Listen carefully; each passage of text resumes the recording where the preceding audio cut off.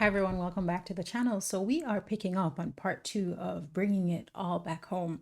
I had a remarkable time with the first six tracks on this album, so I'm excited to pick up on Bob Dylan's 115th Dream. I'm just gonna scooch out of the way and we're gonna listen to the last 30 seconds or so of On the Road again, and then we could just jump into it. You know what I'm saying? Yes, and of course I got myself some tea. Today it's a pomegranate black tea. Where I'm from, they call it panganat. Weird. Why would you call it that? Isn't it pronounced pomegranate?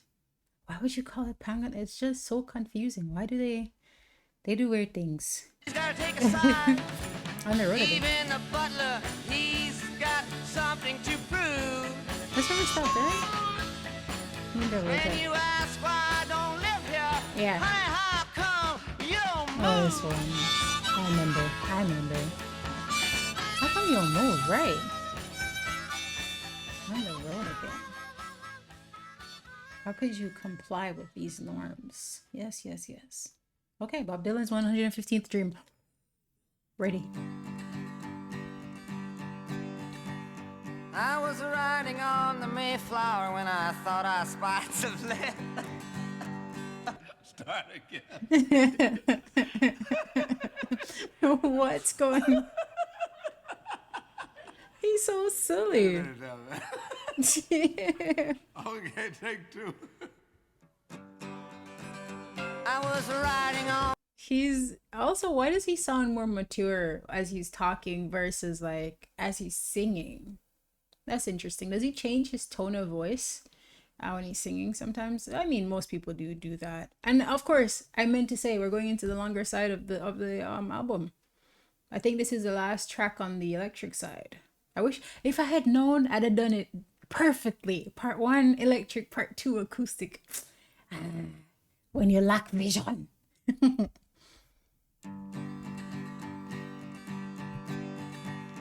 I was riding on the Mayflower when I thought I spied some land. Start again. I'm glad that they left that in there. Wait a minute now. Okay, take two. I was riding on the Mayflower and I thought I spot some land. I yelled for Captain A-Rab, I have you understand. Who came running to the deck, said, boys, forget the whale. We're going over yonder, cut the engines, change the sails. Haul on the bowline, we sang that melody like all tough sailors do when they're far away at sea. Sounds so good. I think I'll call it America, I said as we hit land. I took a deep breath, I fell down, I could not stand. Captain Arab, he started writing up some deeds. He said, let's set up a fort and start buying a place with beads. Just then this cop comes down the street, crazy as a loon. He throws us all in jail for carrying harpoons. Okay. Me, I busted out. Don't even ask me how. I went to get some help. I walked by Guernsey Cow, who directed me down to the Bowery slums, where people carried signs around saying ban the bums. I jumped right into line saying I hope that I'm not late, when I realized I hadn't eaten for 5 days straight.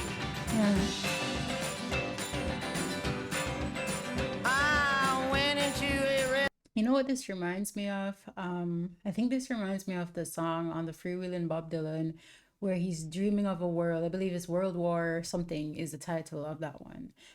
That's what this reminds me of, like another kind of like dream scenario.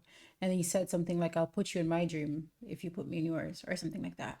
Yeah, dreaming that they're the last man on earth or something. That's what this reminds me of, and a similar journey. Restaurant, looking for the cook.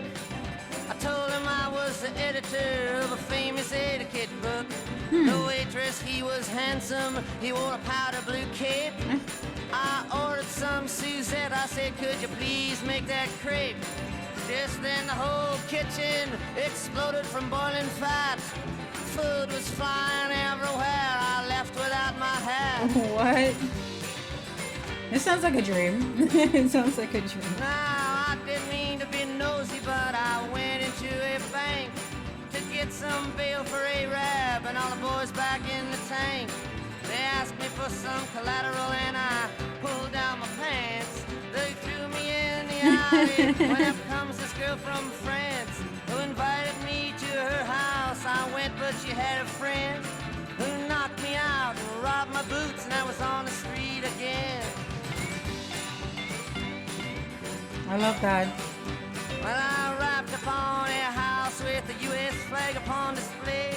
I said, could you help me out? I got some friends down the way. The man says, get out of here, I'll tear you limb from limb. I said, you know they refused Jesus too. He said, you're not him. Get out of here before I break your bones, I ain't your pop. I decided to have him arrested and I went looking for a cop. What?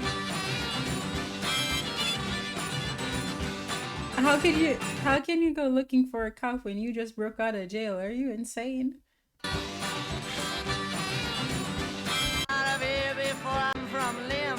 I said, you know they refused Jesus That's too. He hilarious. said, you're not him. Get out of here before I break your bones, I ain't your pop. I decided to have him arrested and I went looking That's for a insane. cop.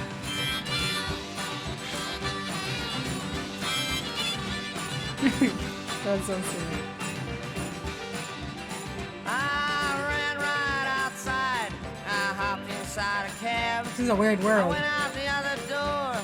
This Englishman said fab as he saw me leap a hot dog stand in a chariot that stood parked across from a building advertising brotherhood. Amazing.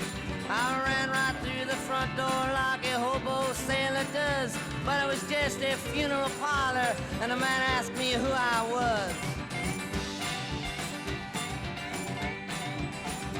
I repeated that my friends were all in jail with a sigh. He gave me his card. He said, call me if they die.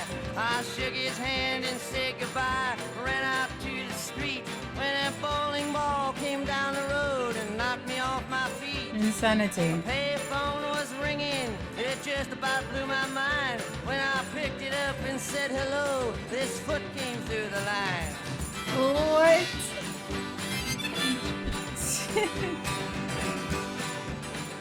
Well, by this time I was fed up at trying to make a stab at bringing back any help for my friends and Captain Arab.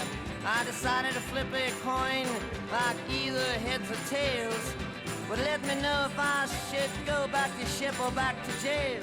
So I hocked my sailor suit and I got a coin to flip. It came up tails around my sail, so I made it back to the ship. Well, I got back and took the parking ticket off the mast. I was ripping it to shreds when this Coast Guard boat went past. They asked me my name, and I said Captain Kidd. They believed me, but they wanted to know what exactly that I did. I said, for the Pope of Eruk, I was employed. They let me go right away. They were very paranoid.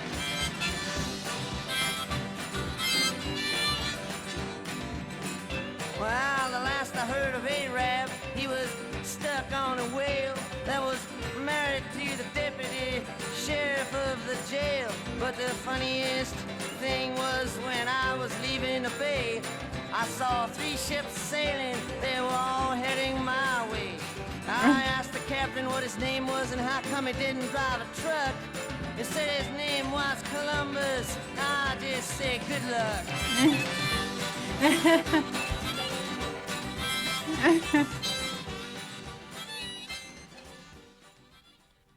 Okay. So a lot happening in this track for sure. It definitely sounds like a dream. There's a lot of interweaving of like time, like different things from different times, like ships with engines and sails and things like that. I think I like stuff like this. Like I love when you know, I don't know, like there's like the lightheartedness of it and the fact that it's just a creative piece. Sometimes you have art like that too, you know, like some art is meant to make you feel sad and by that I mean painting or drawings. They're meant to make you feel sad and some are meant to make you feel happy and others are just there to make you wonder and to show you that the mind can go to peculiar places and create things like this. And it did definitely feel like a dream with foots coming through phones and things like that. There are some things in here that I didn't get. I'm sure they're like references, like for example he just referenced Columbus and that was pretty cool. But I'm sure there are like historical references probably in this that I don't get, and things like Guernsey cow. What's that? Guernsey cow? Guernsey cattle are used for dairy farming, but this probably refers to lady much like the whale later on. To a lady much like the whale later on. Yeah. Very like creative and just fun, just lighthearted. I like it. Yeah, I do. I'm just skimming because I'm curious, what is this? Where was it? Uriok? Where is it? I can't find it now. Yeah, I don't know where it is. Huh. Where is it? Show yourself. The waitress, he was handsome. He's so silly. Why was he laughing so much in the beginning? Probably just the absurdity of the story he's telling that made him feel like made him want to laugh. I can't find it. Maybe if I search EUREY you.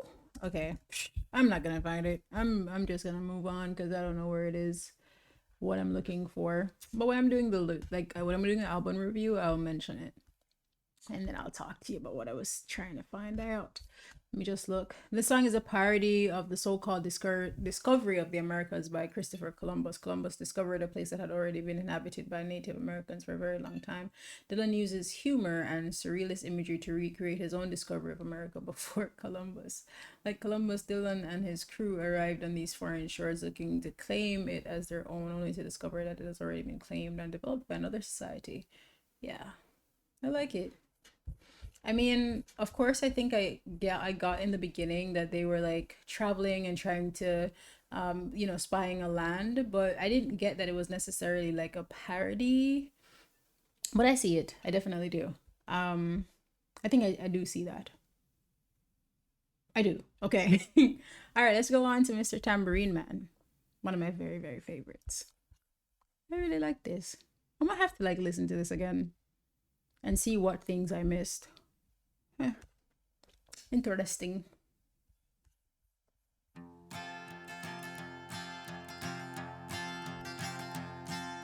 Hey, Mr. Tambourine Man, play a song for me. I'm not sleepy, and there is no place I'm going to. Hey, Mr. Tambourine Man, play a song. This is such an excellent way to open the acoustic side. I never knew that this was what this was and like how it was placed in the album. Seeing how it all comes together is just so interesting. I think especially like I think with my original sentiments on this track was that it just felt like somebody who was really tired and weary and wanting to be released from something. I don't know if I'm gonna still think that when I hear this again, but this is one of my favorite Bob Dylan songs for sure. Interesting placement.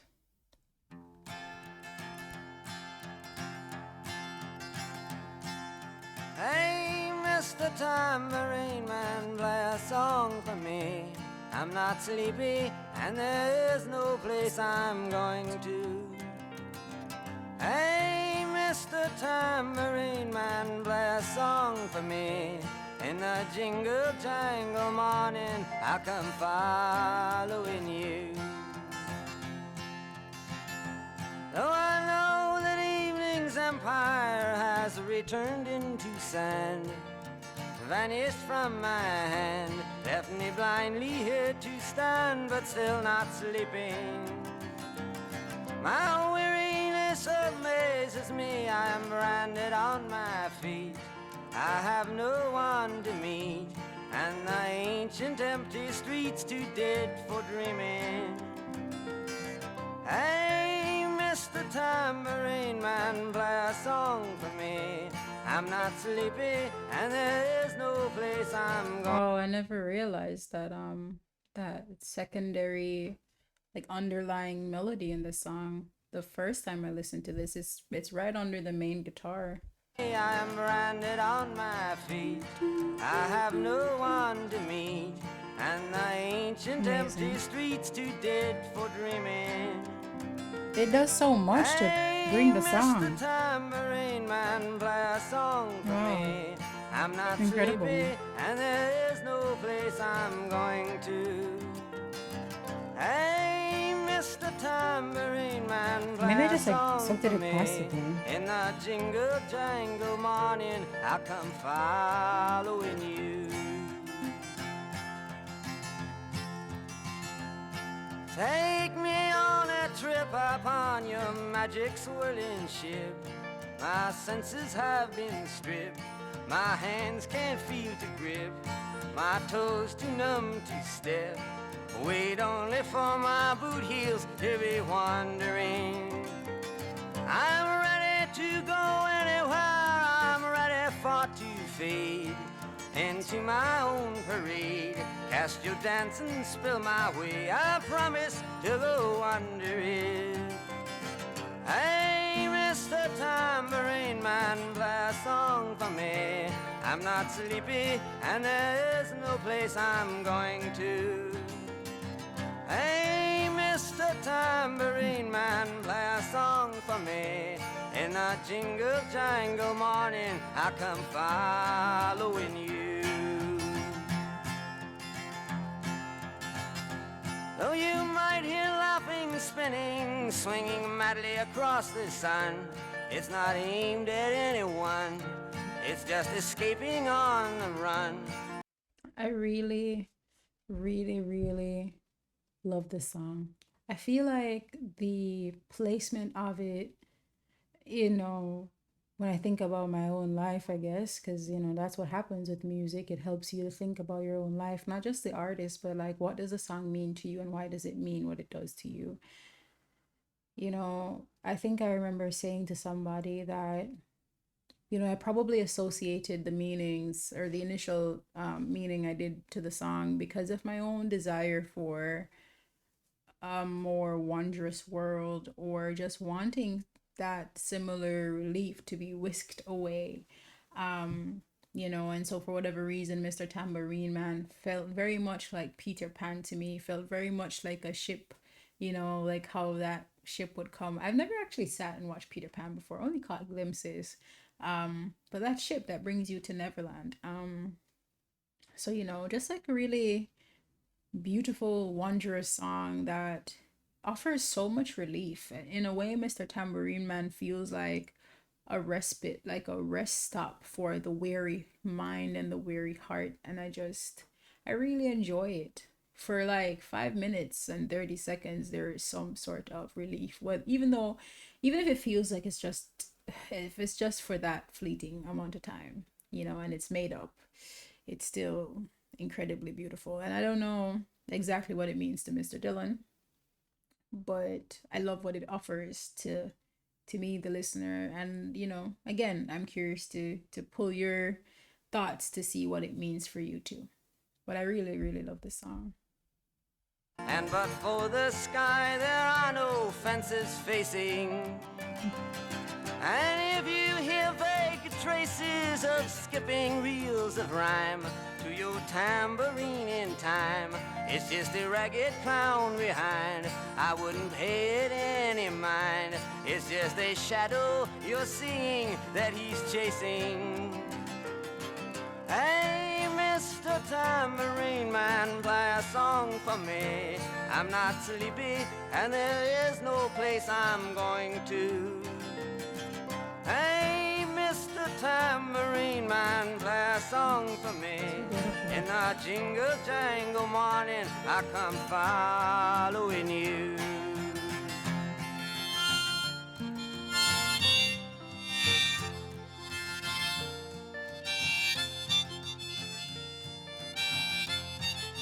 Incredible.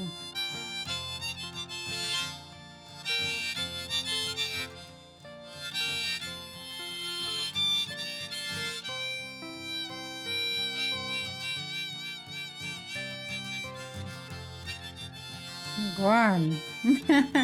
Incredible. Incredible.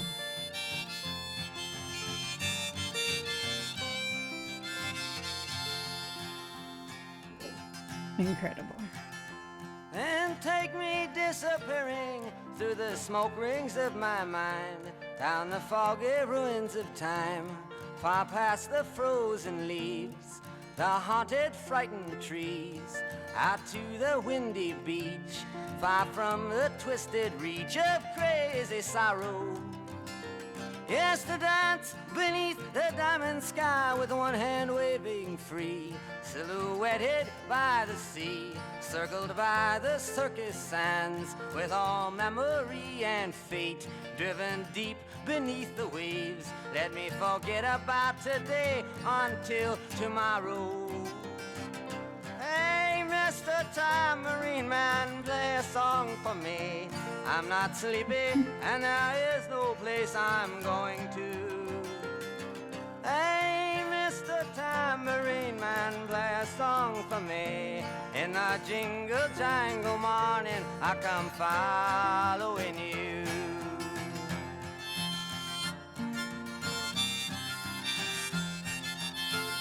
Incredible.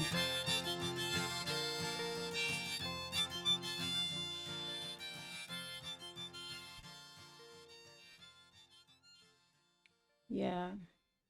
Mr. Tambourine Man, I think, is like excellently composed. Like it's just so well put together, and the intention of the song, whatever that might be. You guys could tell me. I believe you told me in the first one, but like, you know, I just feel that this song is, as I said earlier, a respite for the tired and the weary. And I find it fascinating, I think, when I think about Bob and his writing ability. And I feel like Last Thoughts on Woody Guthrie really helped to deepen my appreciation for his writing ability. He seems, not that he seems, well, yeah, I guess he seems, because I don't know everything yet, but he seems to have such a great grasp on the length and breadth of the human emotion and also the human experience, even though he's such a young child. Like, to me, 24, 25, you're still a baby. You have so much growing and learning to do and experiencing to do. And I feel like a lot of the times when I listen to some of his songs, it's just kind of exploring more facets of the human experience and the human mind. And I'm just really pleased by how Mr. Tambourine Man has me feeling right now.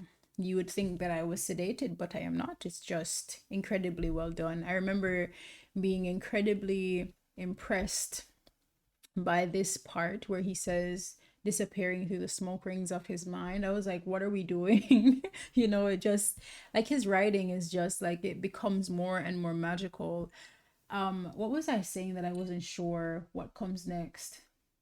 Yeah, I think it was like in another side of Bob Dylan, he started exercising these muscles, his creative muscles, and I really saw him flexing that. And I can see him really leaning into that side of him here, and I really, really am enjoying it so much. And we're gonna be going to Gates of Eden next. But it's just like the imagery that this song evokes, the feeling that it leaves you with, amazing and so brilliantly put together. Like, every single part is like his harmonica solo ties this together so incredibly well. I love it. This song opens Dylan's 1965. Yes, people. It's there. Acoustic folk side, which comes after seven mostly electric, perky, dense, and not rarely harsh pieces. What? Perky, dense, and not rarely harsh pieces. Okay, partly a prelude to Like a Rolling Stone, etc. The contrast is astounding, really. It is a sweet, simple song, mesmerizing in its pace and mood. Okay, all right. Well, all I have to say is I love it. I really do love it. And I'll spare you some of my reading of some of these backgrounds because I don't know if you like it or you hate it or whatever. Some of them, sometimes they offer value, sometimes not so much. But yeah. I love this song. And I think in the initial listening, it was like, what does this song mean for Bob? But now it's becoming, what does this song mean for me? And what is it offering? Incredible. Okay, let's keep on going to Gates of Eden. Of war and peace, the truth just twists its curfew gull, it glides upon four-legged forest clouds. The cowboy angel rides with his candle lit into the sun, though its glow is waxed in black. All except when 'neath the trees of Eden the lamppost stands with folded arms, its iron claws attached to curbs 'neath holes where babies wail, though its shadow's metal badge. All in all can only fall with a crashing but meaningless blow. No sound ever comes from the gates of Eden. The savage soldier sticks his head in sand and then complains unto the shoeless hunter who's gone deaf but still remains upon the beach where hound dogs bay at ships with tattooed sails, heading for the gates of Eden.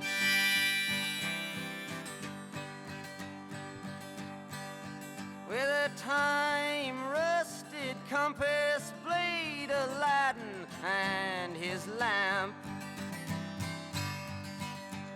sits with utopian hermit monks, side saddle on the golden calf, and on their promises of paradise you will not hear a laugh.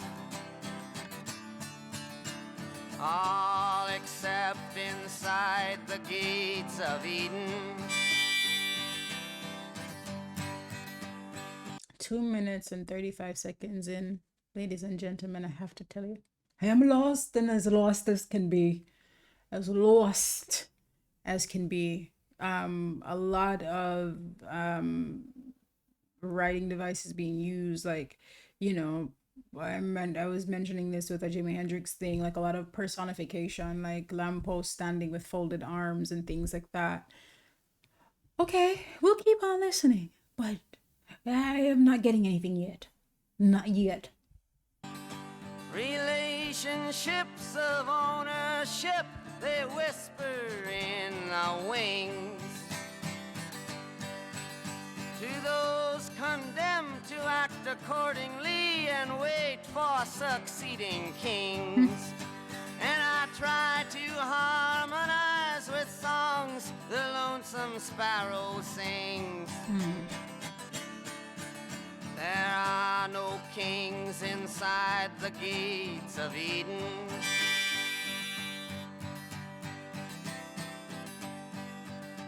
The motorcycle black Madonna, two-wheel gypsy queen, and her silver-studded phantom caused the gray flannel dwarf to scream as he weeps to wicked birds of prey who pick up on his breadcrumb sins. And there are no sins inside the gates of Eden.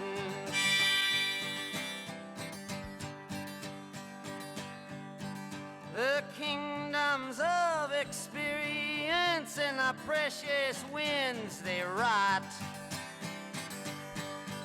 while paupers change possessions, each one wishing for what the other has got. And the princess and the prince discuss what's real and what is not. It doesn't matter inside the gates of Eden. I feel like one of the things that definitely came through initially, probably because it's literally saying Eden, I had this feeling of like, oh, it's like a spiritual or something. Like it definitely feels like a like very gospely, but I could be wrong. As I said, I'm not getting nothing. I'm getting a few things here and there, but mostly it's escaping me. It's whoosh, but we'll see. The foreign sun, it squints upon a bed that is never mine. Okay. As friends and other strangers from their fates try to resign, leaving men wholly, totally free to do anything they wish to do but die. And there are no trials inside the gates of Eden.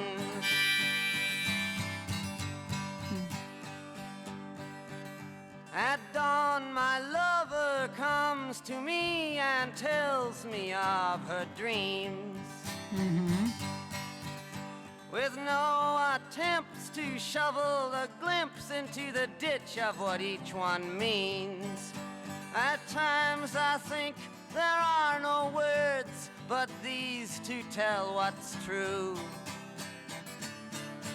And there are no truths outside the gates of Eden.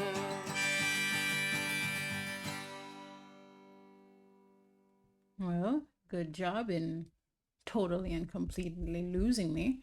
Let's give this one a go. Okay, so it sounds like we're talking about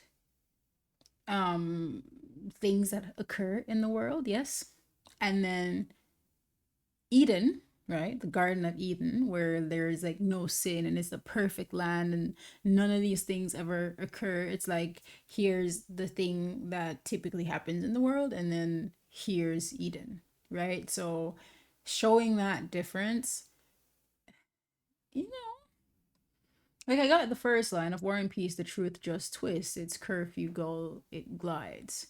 So I get that. Like a War and Peace, people always, they tell their lies, they do all these different things, they twist the truth. Upon four-legged forest clouds, a cowboy angel rides with his candle lit into the sun, though its glow is waxed in black. What are we talking about? Some, I'll accept when neat the trees of Eden. So these things occur except when we're in Eden. Okay, let's see what they have to say. This opening verse may be an allusion to Satan as described in John Milton's Paradise Lost. The final verse of the song contains a more direct reference to the epic poem, and both verses may serve to frame the song with a certain idea of Milton's work, the corruption of humans as they try to achieve paradise or godlike powers. Okay? Okay? Okay? The lamppost stands with folded arms, its iron claws attached to curb neat holes where babies wail, though its shadows metal badge. I don't know. Like, maybe I need to read this poem? Let's see. Let's see. T.S. Eliot similarly personifies a lamppost in Rhapsody on a Windy Night. Oh, twists like a crooked pin. Huh. So the lamppost is like an observer. To curb neat holes where babies wail. Though its shadows metal badge. I don't know what that means. Though its shadows metal badge. The savage soldier sticks his head in the sun and then complains. Like he ignores the world around him, but then he complains. Until this savage soldier chooses to ignore the world and then he complains, right? Upon the shoeless hunter who's gone deaf but still remains. Upon the beach where hound dogs bay at ships with tattooed seals, heading for the gates of Eden. Compass blowing a London's lamp sits with utopian hermit. Maybe it's a case where I need to do more reading or something. Like I feel like a lot of this kind of goes over my head a little bit, especially because like it's pulling on references that I do not know.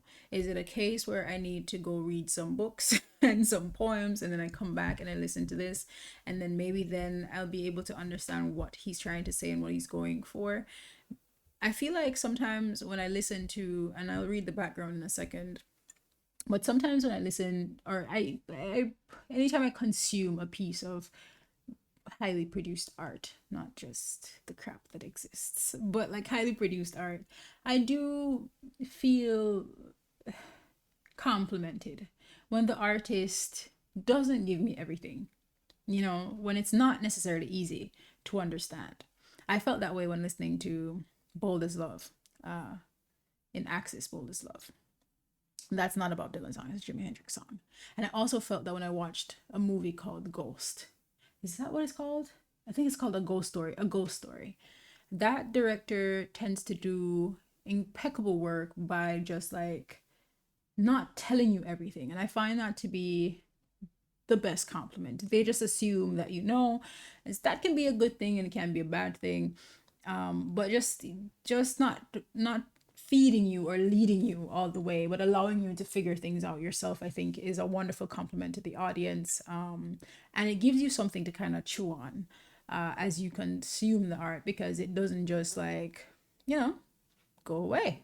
So I think like my initial feeling towards the song is confusion. I think probably being confused makes me not love the song, because I don't want to be confused. I want to get it. I don't want to feel like I'm left out of the experience of bringing it all back home. Again, maybe this is just me. Maybe I need to read some more, go read some books, go read some poems, come back, and then I'll understand everything. But you know, I really like the challenge that is being presented more than anything else.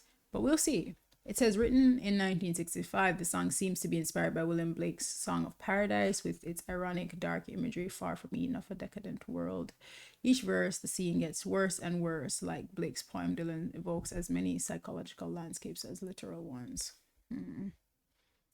Well, please excuse me while I take a detour. I will leave this in for some of us. You could skip over it. It's okay. I will not mind. I just need to know what is happening. William Blake, Song of Paradise. Is it a book? What?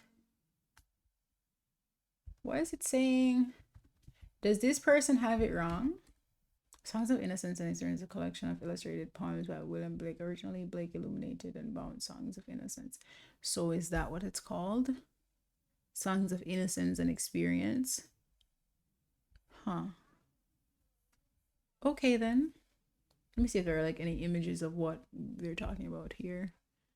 The Gates of Paradise. Curious. We've got some reading to do, ladies and gentlemen, if we're meant to understand any of what is being presented before us. You know, so inspired by something else. It's interesting for sure. It's interesting for sure. We shall see. I have never heard of William Blake before. I have no idea what's being referenced. So that's on me. That's not on him. That's on me. All right, let's keep on going to It's All Right, Ma. I'm Only Bleeding. A fan favorite. I requested time and again. We shall listen to it. 7 minutes and 31 seconds. Okay, let's get it.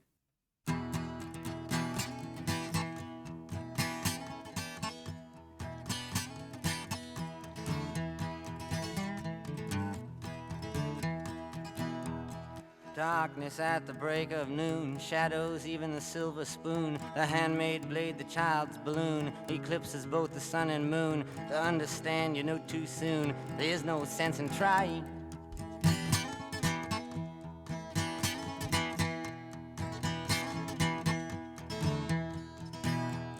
Pointed threats they bluff with scorn, suicide remarks are torn from the fool's gold mouthpiece. Hold on. It's going by too fast.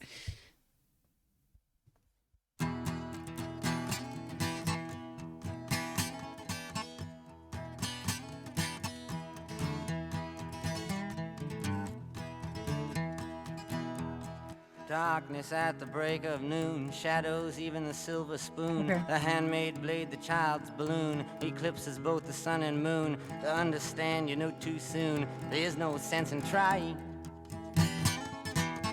I love that. Dun, dun, dun, dun, Pointed threats they bluff with scorn. Suicide remarks are torn from the fool's gold mouthpiece. The hollow horn plays wasted words, proves to warn that he not busy being born is busy dying. That's crazy.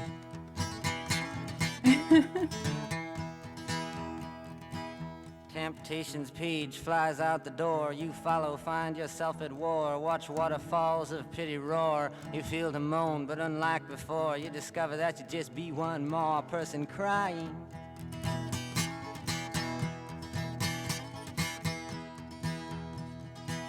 So don't fear if you hear a foreign sound to your ear. It's alright, Ma, I'm only sighing.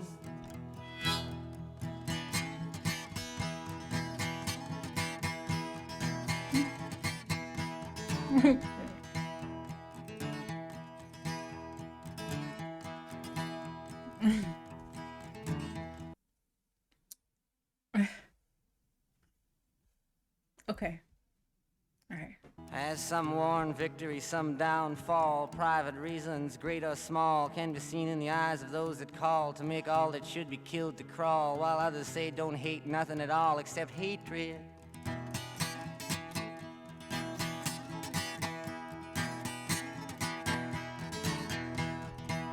Disillusion words like bullets bark as human gods aim for their mark, make everything from toy guns that spark to flesh-colored Christs that glow in the dark. It's easy to see without looking too far that not much is really sacred.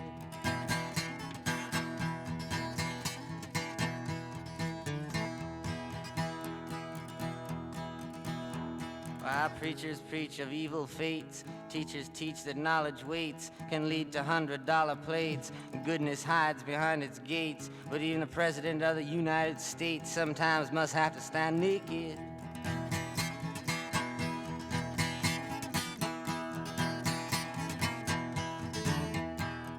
And though the rules of the road have been lodged, it's only people's games that you got to dodge. And it's alright, Ma, I can make it.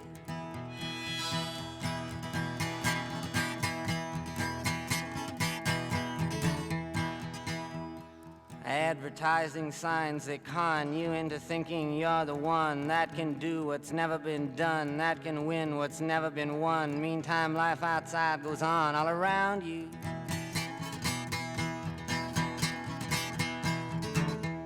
It's incredible.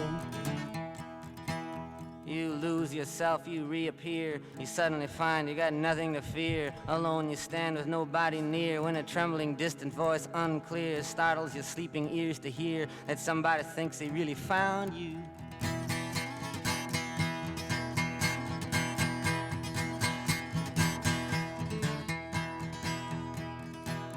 A question in your nerves is lit, yet you know there is no answer fit to satisfy. Ensure you not to quit, to keep it in your mind and not forget that it is not he or she or them or it that you belong to.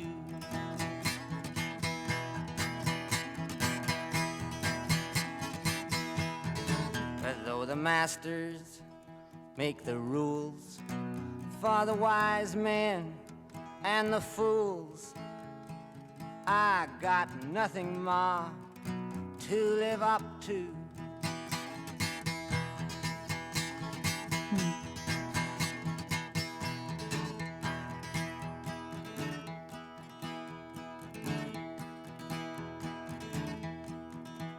For them that must obey authority that they do not respect in any degree, who despise their jobs, their destiny, speak jealously of them that are free, do what they do just to be nothing more than something they invest in.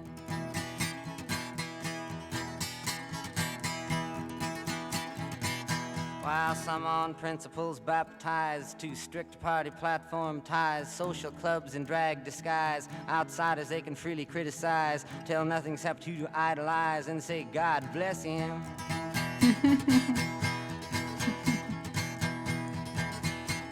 Oh, wow. While one who sings with his tongue on fire gargles in the rat race choir, bent out of shape from society's pliers, cares not to come up any higher, but rather get you down in the hole that he's in.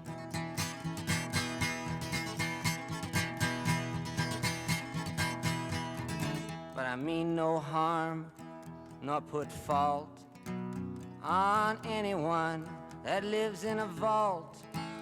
But it's alright, Ma, if I can't please him.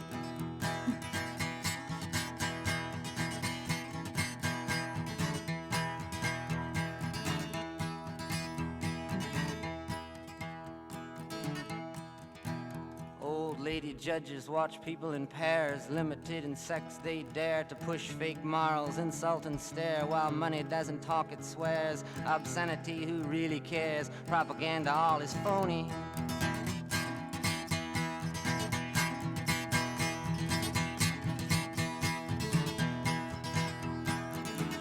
While them that defend what they cannot see with a killer's pride, security, it blows their minds most bitterly. For them that think death's honesty won't fall upon them naturally, life sometimes must get lonely.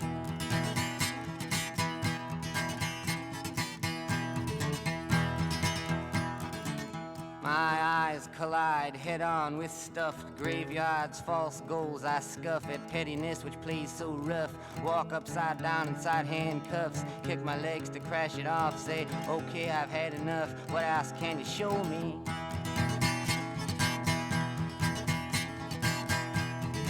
And if my thought dreams could be seen, they'd probably put my head in a guillotine. But it's alright, Ma, it's life and life only.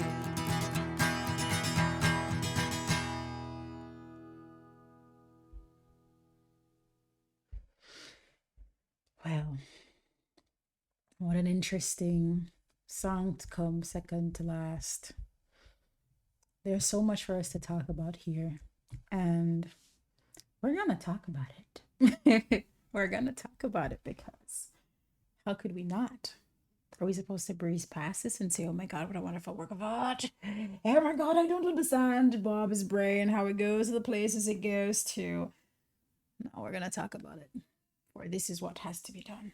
Darkness at the break of noon shadows even the silver spoon. For me, like that means something like perhaps like a bad event, maybe the end of the world, just whatever this darkness is, it shadows even the best beginning. Even if your life is perfect, some terrible thing could just like mess up that perfect situation that you have.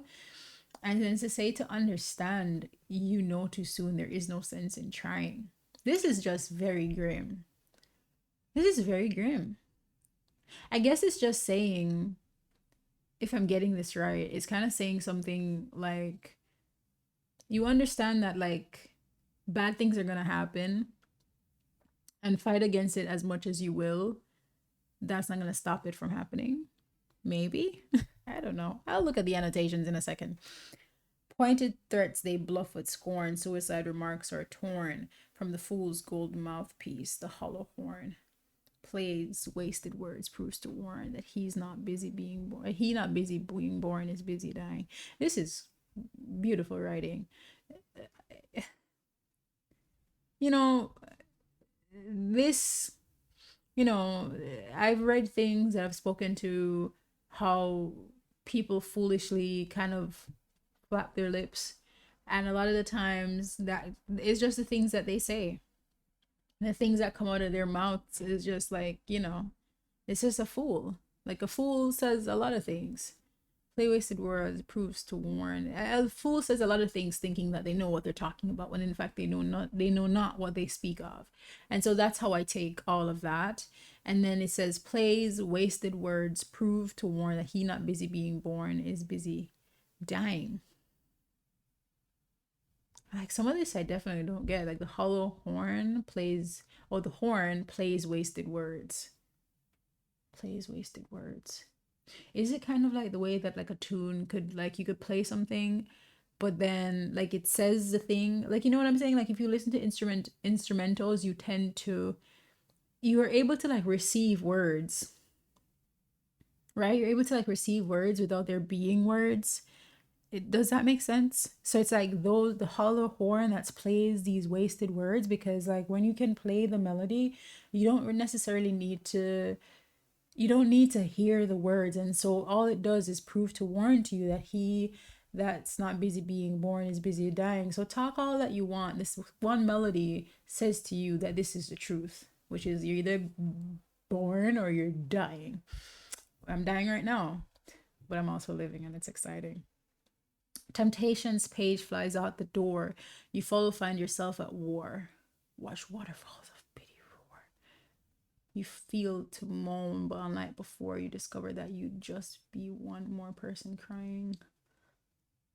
You see, these last sentences are so incredibly grim. Okay, so it says that temptation page flies out the door. You follow and you find yourself at war.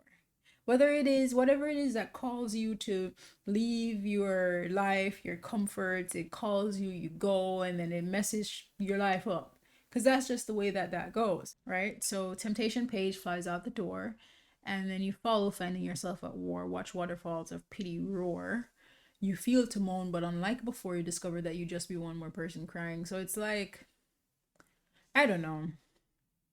I have this book that I'm still trying to finish reading, The Myth of Sisyphus, and I feel like it kind of speaks to a lot of these things where it's kind of like there are things that are obvious conclusions, like obvious arrivals or points of arrivals, and in a way like these verses feel like obvious points of arrival in reasoning, but of course you want to push that beyond that point, and I think he continues to do that throughout the song. But of course we know that that we're busy dying. Of course we know that we're just one more person crying. Everybody, or a lot of people are in pain, a lot of people are suffering, and so it's just interesting. Like he's making a lot of statements, but then he says, so don't fear if you hear a foreign sound to your ear, it's all right, mom, I'm only sighing.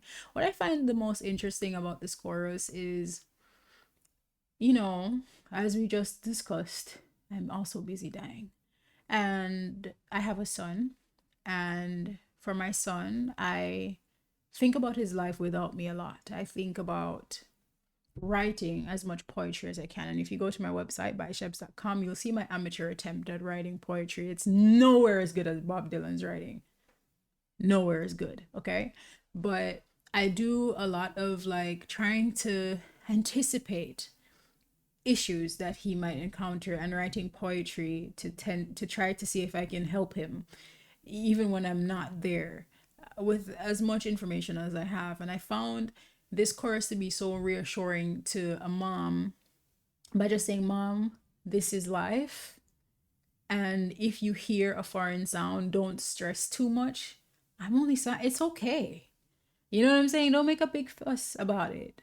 Like, let me reassure you that I understand what life is. And I think even at the end, he says, this is life and life only. This is a very long song. I don't think I'm going to scroll down, because if I scroll down, we'll like come back to the top. But yes. So like, I find that to be incredibly brilliant, you know, just this breakdown of these obvious things that we know. And then to say, it's okay, mom, I'm only sighing. And then now we go to verse 4. And I feel like trying to understand the verses that precede the chorus requires you to look at the chorus, because then that will help you to understand what he's trying to say. So he says, and though the rules of the road have been lodged, it's only people's games that you got to dodge, and it's all right, ma, I can make it. So here he says, as someone won victory, some downfall, private reasons, great or small, can be seen in the eye of those that call to make all that should be killed to crawl, while others say don't hate nothing at all except hatred. This is, oh boy. Okay. It's okay, ma. He can make it, right? Some people talk about your victory. Some people talk about your failure. They warn you of these things. Private reasons, great or small. This reminds me of Nietzsche, where he mentioned something like, you know, it's crazy. What's the book called? Beyond Good or Evil. I'm telling you, I heard 3 pages of Beyond Good or Evil. I am yet to pass those 3 pages. Yet the knowledge he imparted in those 3 pages is impeccable. He is, it's dense. Nietzsche is dense, or maybe I was dense at the time, and I couldn't process the information. But private reasons, great or small. Like I remember he mentioned in Beyond Good or Evil, he was like, "Oh, when you when you see a philosopher and a philosopher is telling you about certain things in the world, you need to think about the philosopher's motivations because a person's motivation corrupts that which they're telling you you ought to do. Make sense? So when a bank advisor is telling you something, or anybody in any capacity, what is their reason for or their motivation behind what they are professing? And that's, I think, one of the dangerous things about art is that because of the way that our society, and not just art, food, housing, I could go on and on, beauty, and he talks about that in the rest of this. But that's a dangerous thing because it's all motivated by money. It's pushed by money, and so it's really hard to get a product that is true, that really genuinely is true. Because if you're being driven by what you can make, then it makes it really hard for you to be, sincere. So, like for me, as a YouTuber, people are driven by engagement. Oh my God, people are going to click off if I keep on talking about this song. But I feel like at the end of the day, I have to remember what my motivation is. It's not necessarily engagement, but a true and deep connection with the people who want to truly and deeply connect. Because while some people want 100,000,000 subscribers, I am okay with my family of 3,000 who actually care to have real conversations about life, because the thing about the music is that it's not just about the musician and how wonderful they are. It's also about what does it speak to in the human experience. And musicians, as I've often said, add context to our lives. They help us to understand what the hell is happening in this absurd reality, and helps us to kind of like hold on to something. It's incredible. So yeah, that kind of went over there just to get over here to say private reasons, great or small, incredible, can be seen in the eyes of those that call to make all that should be killed to crawl. So of course they have their reasons. They're trying to get you to do something, to get all that should be killed to crawl. What does that mean? I do not know. So to make all that can be killed to crawl, what others say don't hate nothing at all except hatred. I feel like in life there's like a lot of pontification. People try to tell you how to live and like what the world is all about, and it's just like, you know what I'm saying? Everybody has their reasons, private, great or small. Anyways, verse 5, verse 5. Disillusion words like bullets spark as human gods aim for their mark. Make everything from toy guns that spark to flesh colored Christ that glow in the dark. It's easy to see without looking too far that not much is really sacred. Yeah. Yeah. I mean, yeah, I get this. I don't really feel like there's like a lot for me to say about this. I feel like, as people attach themselves to religions and beliefs, those things can be weaponized. Those things can be used to hurt other people. And then he says to flesh colored Christ that glow in the dark. It's kind of like they will take these things that are like, for example, the body of Christ, and put some sort of neon thing in it and put it in the dark or whatever. You know, they do everything, make everything from toy guns that spark as human gods aim for their mark. Human gods. Human gods. Does that mean like things that they make up like idols or something? Interesting. That not much is really sacred. Yeah, if anything, I definitely get it. Like, they'll do anything. While preachers preach of evil fates, teachers teach that knowledge waits can lead to $100 plates. That's insane. That's insane. And it's like the entire foundation of the educational system leads to this sort of, again, rewards this motivation of money. Goodness hides behind its gates. But even the president of the United States sometimes must have to stand naked. What does that mean? What does that mean? Like to stand naked, like to stand away from like those things that you hide yourself in, those things that you use to like cover yourself, like evil fates and dollars and things. I don't know. Tell me in the comments. But it's okay, Ma. He can make it in this rough and tangled world where like nothing is sacred and all these different things. Advertising signs that con you into thinking you're the one. Oh my God, that's another thing that can do what's never been done. That can win what's never been won. Meantime, life outside goes on all around you. Don't believe them. That's all I'll say. Don't believe them. Marketing is dangerous. Ads are dangerous. Ads will make you think you are ugly. Ads will make you think that there's something wrong with your marriage. There's something wrong with your wife or your husband. Something wrong with your kids. You're wearing the wrong clothes. You live in the wrong neighborhood. Careful. You lose yourself, you reappear, you suddenly find you got nothing to fear. Alone you stand with nobody near when a trembling distant voice unclear startles your sleeping ears to hear that somebody thinks they really found you. What is the chorus here? Right, got nothing to live up to. A question in your nerves is lit, yet you know there is no answer fit to satisfy. Yeah, so for this one, it's like this is just a process. Like, one of the things I think is important for us to remember is you've kind of like, as far as you know, you've been here once. So even if you're 80, you're an 80-year-old baby. You know what I'm saying? Of course you lost yourself at times. Of course you didn't know the answer. Of course you made mistakes. It's just kind of the way that it works. You know, who's going to lead a perfect life where they have all the answers to all the things? And then, of course, this I think is dangerous. You know, people want to say, I get you. I really, like, even you don't get you. You're still learning you. And I think it's a dangerous thing when people take their knowing of you for granted. We're learning ourselves. And I think like that's one of the beautiful things that music offers us is the opportunity for us to learn ourselves, to learn who we are, you know? Like as I listen to like all this different music, like I listen to Scorn Not His Simplicity by the Dubliners. I listen to Me Against the World by Tupac. I listen to The Times They Are Changing on Another Side of Bob Dylan. Like all of these different things, again, color in who I am, parts of me that I didn't know that existed.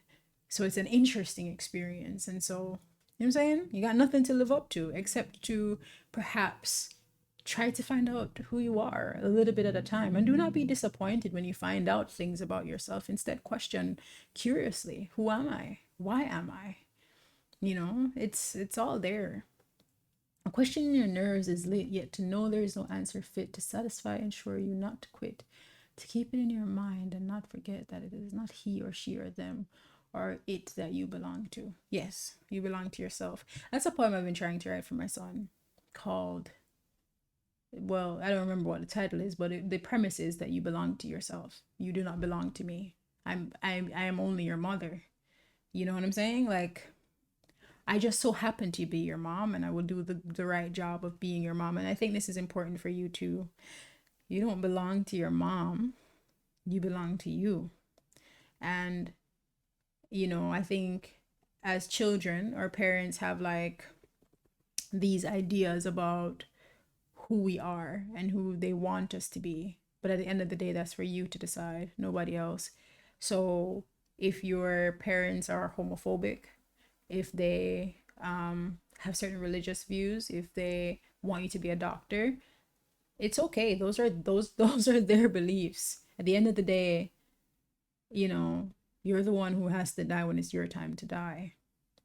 I'm quoting Jimi Hendrix. But make sure you live your life the way you want to. Because a 6 is not a 9. That's if 6 is 9. But yeah, incredible. Incredible. My God, this song is great. I understand why it's a favorite. And I hope you're not getting annoyed by me talking so much. But you know, I feel like this is a part of what the music requires. You've got to be serious about the music, man. Don't play no games. Let me see what else I got here.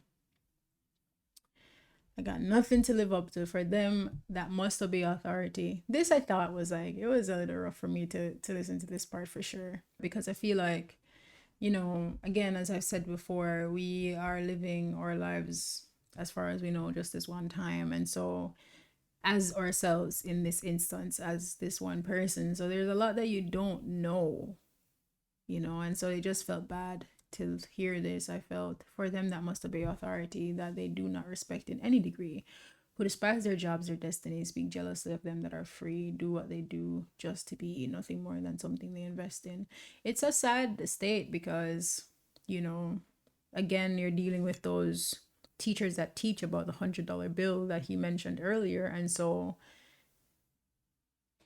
you're just living according to how they told you. And then you're like, how are the rest of them doing it? Like, how are they doing it? It's really difficult because I don't think any of us, I feel like there are a few of us who really love the work that we do. And then there are a few of us who absolutely hate what we do, but we do it because we're trying to stay alive in a world that rewards certain kinds of lifestyle. So if it was up to me, I'd be making videos like these every day, but it's not totally in my control. I have to provide for my family too. So, and this isn't paying anything yet. So, except for my lovely Patreons. Thank you so much. You guys are awesome. Does it come across as heart? So if it was up to me, I'd be living and doing this every day because I really feel like I found something that matters to me here. But until then, I'm also on the side of the people asking, how are they doing it? How are they able to live these lives where they are doing the things that they want to do? It's, of course, it sparks jealousy. I have deep empathy for that and for that experience. So it's just really sad. It's really sad. Someone principals baptized to strict party platform ties. So this is crazy. Social clubs in drag disguise. That's so funny. Outsiders they can freely criticize, tell nothing except who to idolize and say God bless him. District party platform ties. Yeah, man. That's crazy. A bunch of hypocrites parading around like you're all, proper. Come on, get out of our face. Well, one who sings with his tongue on fire gargles in the rat race car. That is insane. Bent out of shape from society's pliers. Ooh, cares not to come up any higher, but rather get you down the hole that he's in. Wow. Wow. Yeah, this is just, again, this is just the reality of our world. It's just the reality of our world. So this happens. Is this the nature of man? Or are we being bent out of shape by society's pliers? You know what I'm saying?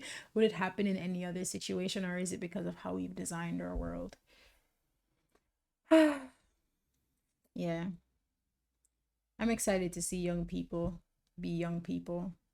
Some older lady passed, like, saw a little boy on a scooter the other day passing me, and he was going incredibly fast, and she was like, oh, this little shithead is always something like this little shithead. And I'm like, he's just a kid. Kids want to go fast. When I was a kid, I wanted to go as fast as I possibly could.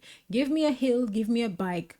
You know what I'm saying? We have to remember when we were children too, so that we can have empathy and not just call children shitheads, because why would you do that? It's just a boy who just existed like 7 years ago. Like he's only been here for 7 years. What the hell does he know? He knows nothing. He knows nothing. He's still learning this alien world. Ah, boy. Propaganda all is phony. While them that defend what they cannot see with a killer's pride, security, it blows the mind most bitterly for them that think that's honestly won't fall upon them naturally, like sometimes must get lonely. Yeah. Yeah. My eyes collide head on. I mean, for this, I get this. Like, I just feel it as like, you're so fixated in your beliefs, so you don't realize that like your time is coming, and you know, because you're the way that you are, life sometimes probably gets lonely for sure. But I'm sure they find company in their beliefs and their convictions. My eyes collide head on with stuffed graveyards, false goals, I scoff. A pettiness which plays so rough, walk upside down inside handcuffs, kick my legs to crash it off, say, okay, I've had enough. What else can you show me?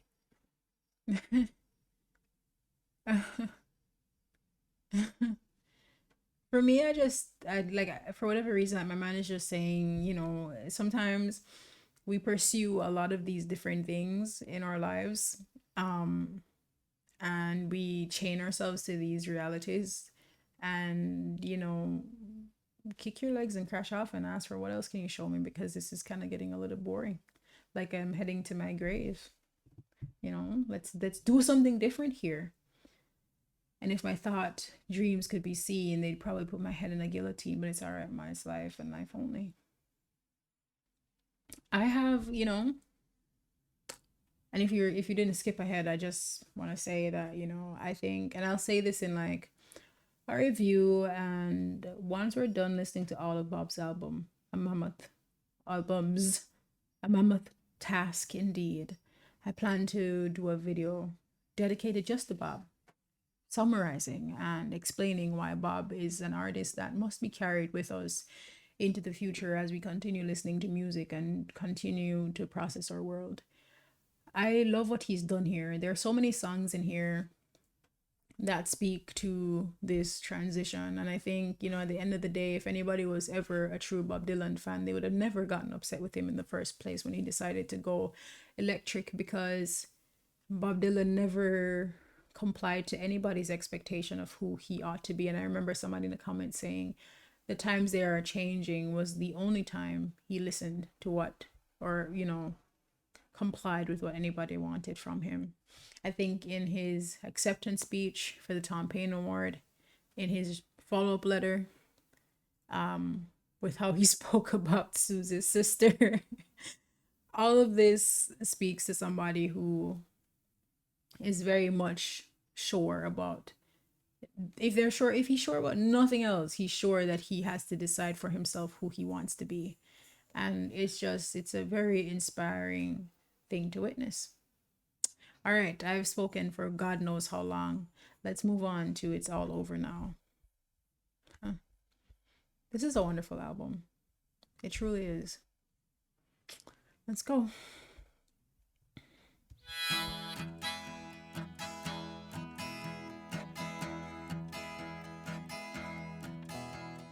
You must leave now, take what you need, you think will last. But whatever you wish to keep, you better grab it fast. He understands your orphan with his gun, crying like a fire. Why does it sound so good? Jesus.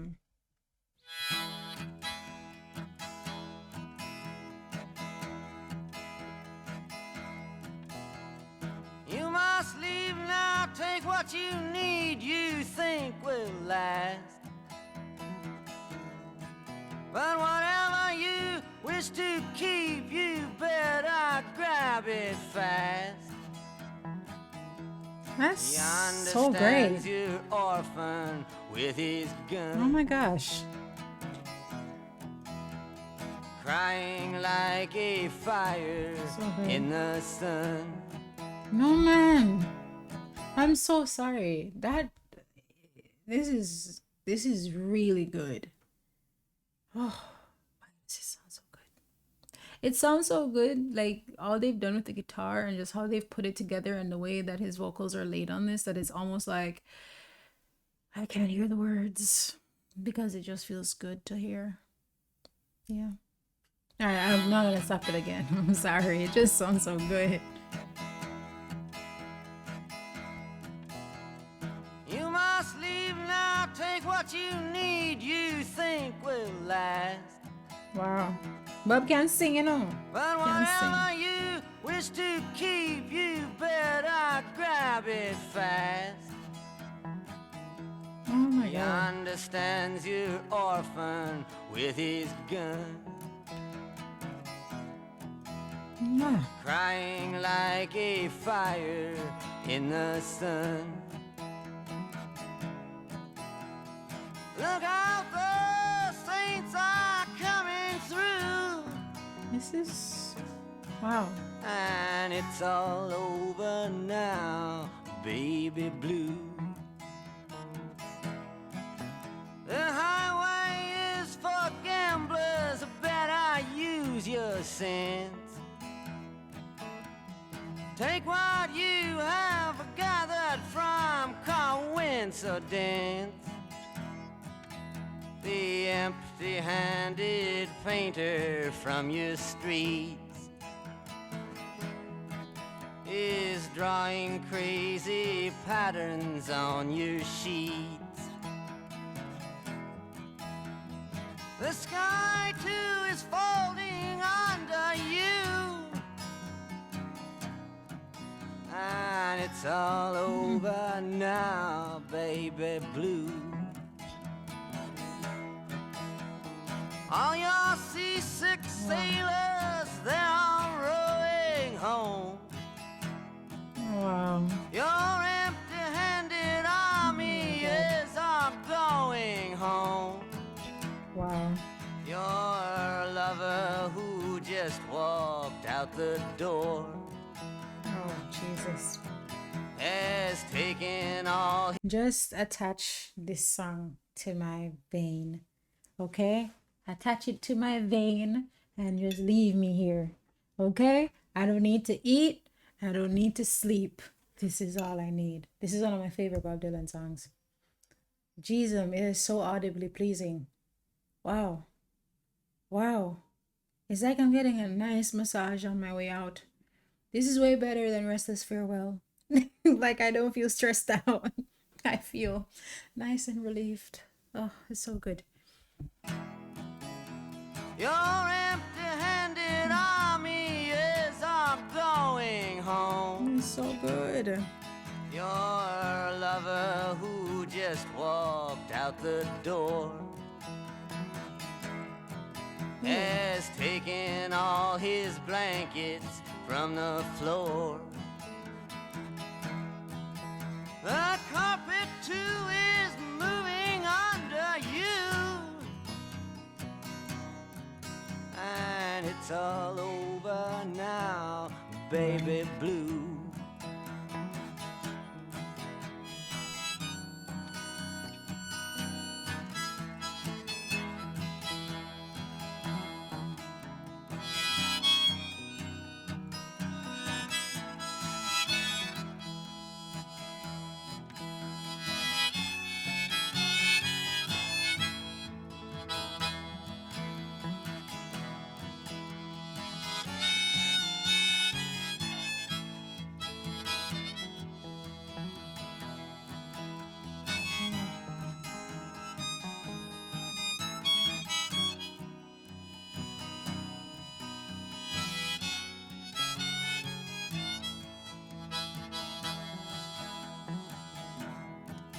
Leave your stepping stones behind, there's something that calls for you. Forget the dead you've left, they will not follow you. The vagabond who's rapping at your door is standing in the clothes that you once wore. Strike another match, go start anew, and it's all over now, baby blue. So beautiful.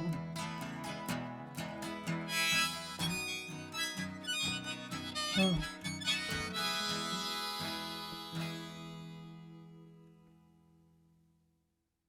Wow. No, no, no, no, no, no. No spoilers allowed. What? Oh my God. Ladies and gentlemen. Oh my gosh, this was quite the ride. That song somehow managed to make things that are typically sad just feel right. Yeah. Damn, Bob. That's one of my favorite Bob Dylan songs of all time. That was incredible. I ain't even got nothing to say. I just know that I love that song. It just comes together so perfectly. Wow. Yeah. So I'm gonna listen to this album, which is what I typically do. I listen to a lot of these songs over and over, and it helps me to get like some sense of um the artist of the song of the album. Yeah. And then kind of, figure out like where it sits in my mind. Before we leave, I'm gonna listen to Subterranean Homesick Blues again. I haven't even like published the first video, but I just like someplace in my heart, in my soul, I feel like somebody's gonna be like, "What do you mean it sounds noisy?" I don't know. That's just how it sounded to me.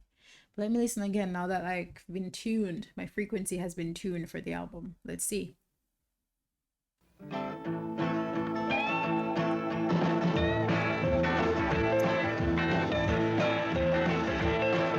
John is in the basement mixing up the medicine. I'm on the pavement thinking about the government. The man in a trench coat, badge out laid off, Oh, says he's got a I gotta bad block cough, him. wants to get it paid off. Look out, kid, it's something you did.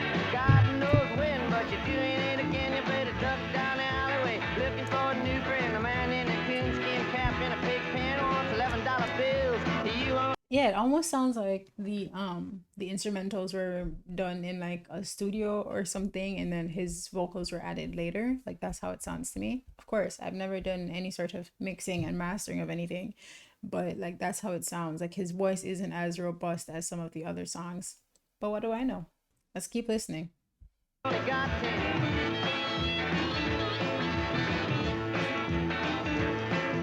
Maggie comes fleet-foot, face full of black soot, talking at the heat, puts plants in the bed, but the phone's tapped anyway. Yeah. Maggie says a minute. I feel like I don't know, maybe it's my headphones, I don't know, but like it's just the mixing on it seems off to me, but I love the song. I love what the song like, what I think it represents. I still have so much to like to like look into this because I feel like even verse 2, just because I saw like three things that seemed familiar, I thought I knew what it was talking about, but I probably just have it so wrong. But yeah, I had a lot of fun with this. Outlaw Blues, I think I loved. Hold on. I loved Outlaw Blues.